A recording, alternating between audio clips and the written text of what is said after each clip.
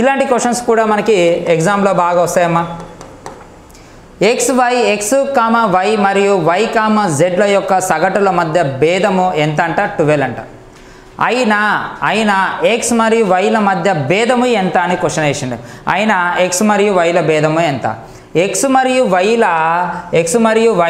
Why మరియు ఎక్స్ల యొక్క సగటుల మధ్య భేదం. ఎక్స్ మరియు వైల సగటు అంటే ఇదే కదా, దీని మధ్య భేదము అంట. వీటి మధ్య వై ప్లస్ జెడ్ల మధ్య భేదము అంట. ఎంత ఇచ్చిండు? 12 ఇచ్చిండు. ఇప్పుడు క్వశ్చన్ ఏమంటుండు అంటే ఇక్కడ ఏమంటుండు, ఎక్స్ మరియు వైల మధ్య భేదము ఎంత? ఇప్పుడు X plus Y minus Y, X minus వైల మధ్య భేదం కదమ్మా, ఎక్స్ మరియు జెడ్ల భేదము అని ఉండాలి. ఇక్కడ ఏమని ఉండాలి? జెడ్ల, ఎక్స్ మరియు జెడ్ల భేదం. Minus Z divisible by 2 is equal to 12 అమ్మ.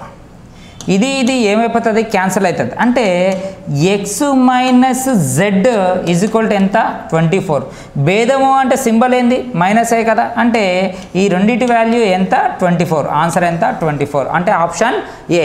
బాగా గుర్తుంచుకోండి అమ్మా. ఇలాంటి లెక్కలు కూడా మనకి గ్రూప్ 2, గ్రూప్ 4 అలాంటి వాటిలలో ఇది ఇస్తూ ఉంటాడు. రైట్.